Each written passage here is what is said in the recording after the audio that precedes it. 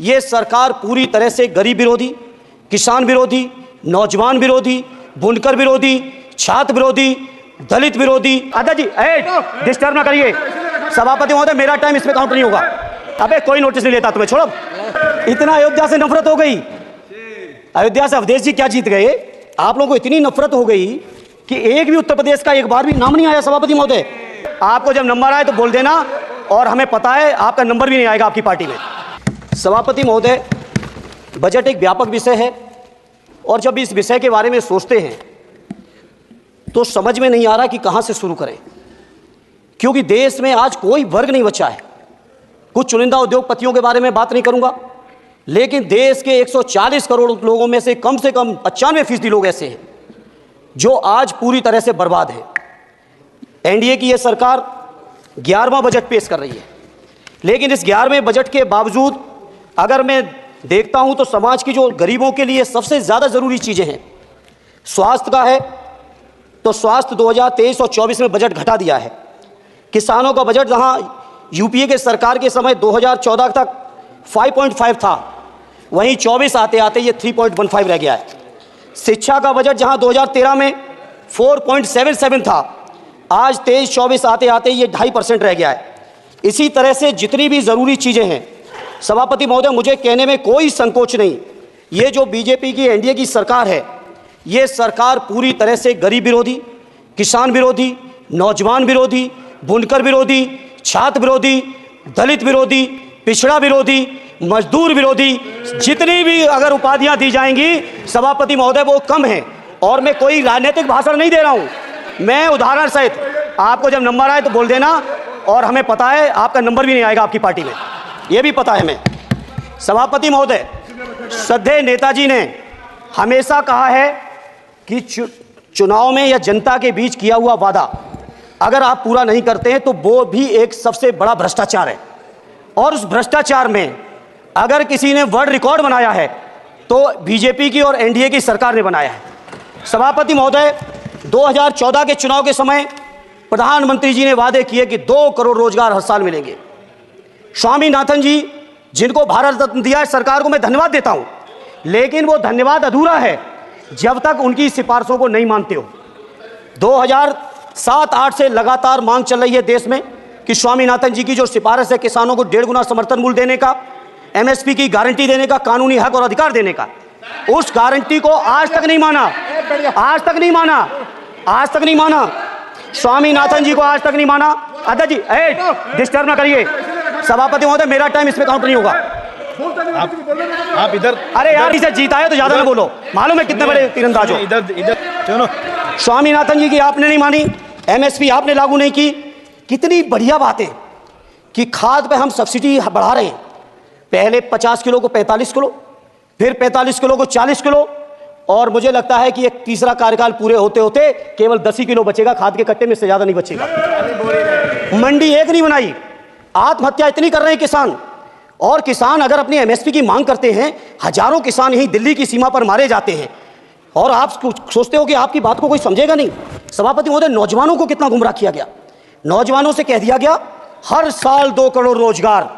मैं आज सवाल पूछता हूं अपने नौजवानों की ओर से, बताएं भारतीय जनता पार्टी के लोग, सरकार में बैठे लोग, 10 साल आपने राज कर लिया है, आखिर 20 करोड़ नौजवानों को रोजगार कहां है? अरे छोड़िए यार, अबे कोई नोटिस नहीं लेता तुम्हें, छोड़ो, कोई नोटिस नहीं लेगा तुम्हें। 20 करोड़ नौजवान के रोजगार का हिसाब कहां है? आज 11वें बजट में जब याद आई तो वो भी ट्रेनिंग की बात करते हो। मैं कहना चाहता हूं आईआईएम, आईआईटी के नौजवानों को रोजगार नहीं दे पा रहे हो। आप सोच रहे हो इंटर्नशिप के इस छोटे से शगुफे से नौजवान खुश होंगे? देश के नौजवान खुश होने वाले नहीं है।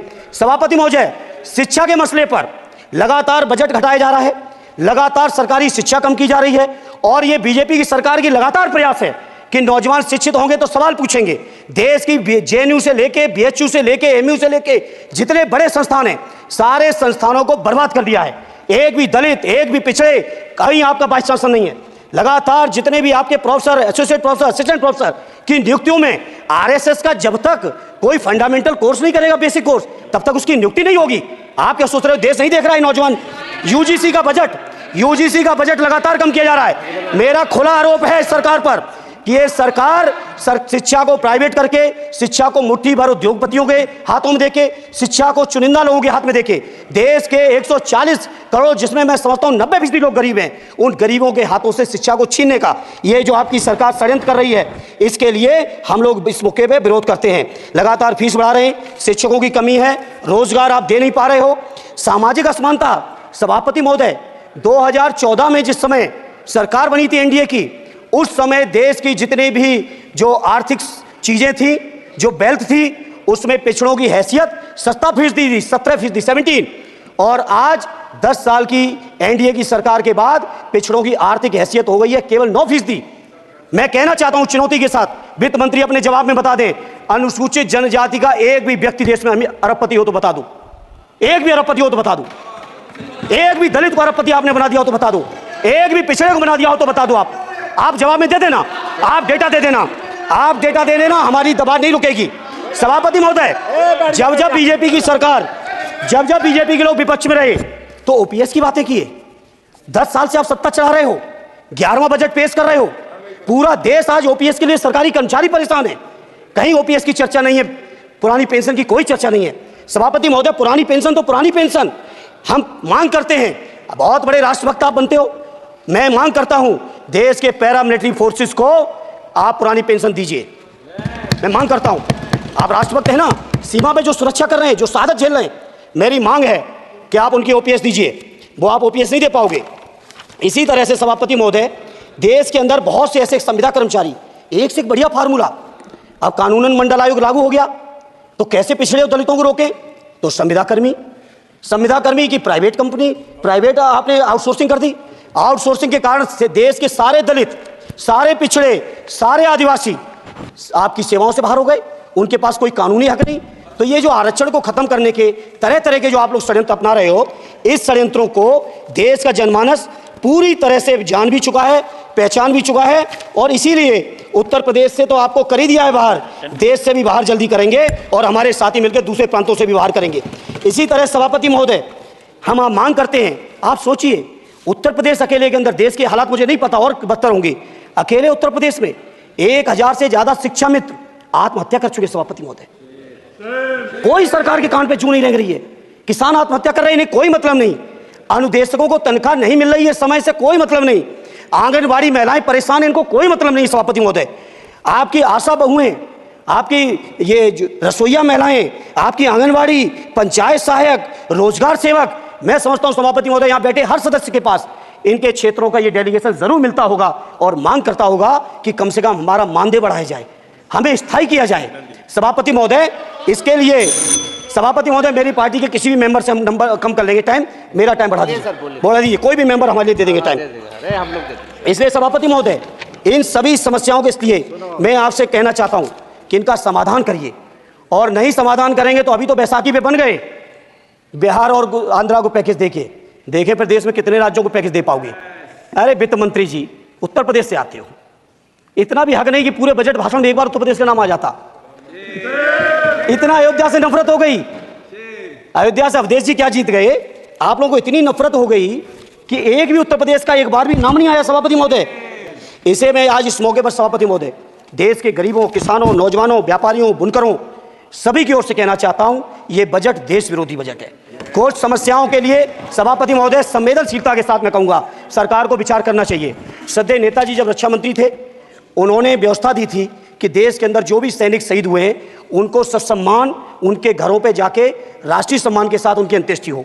मैं उन्हीं की परंपरा को आगे बढ़ाते हुए एक और मांग करता हूं सभापति महोदय, कि जो हमारे शहीद जिनकी अंत्येष्टि स्थल जहां कहीं भी बना हो, जिस भी परंपरा से बनाओ, अरे आपको कुछ नहीं पता है, अरे यही तुम्हारे सैनिकों के लिए, यही तुम्हारा भाव है। सभापति महोदय,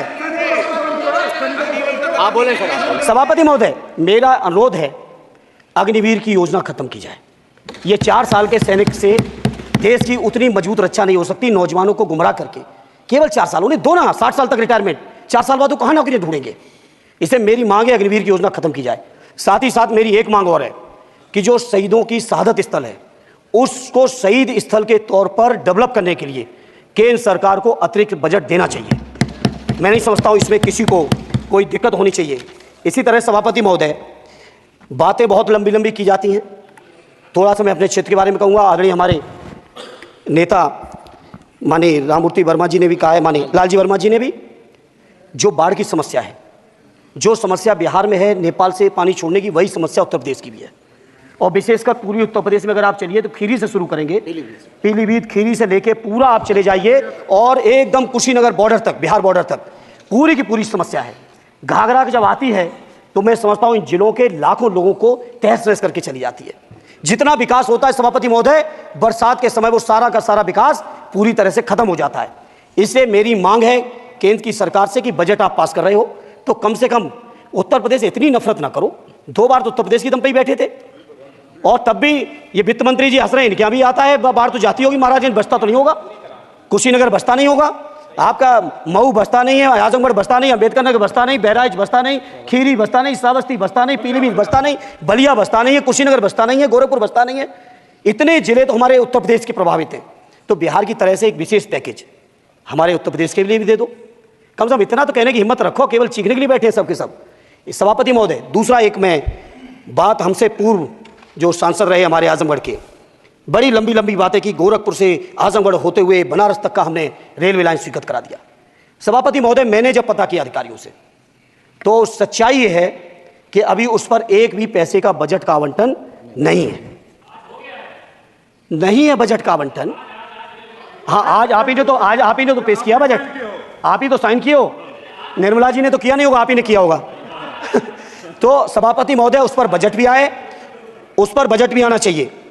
दूसरा सभापति महोदय, ये जो समस्या है बाढ़ वाली, मैं समझता हूँ कोई अकेले मेरी नहीं है, मेरे अकेले क्षेत्र की नहीं है।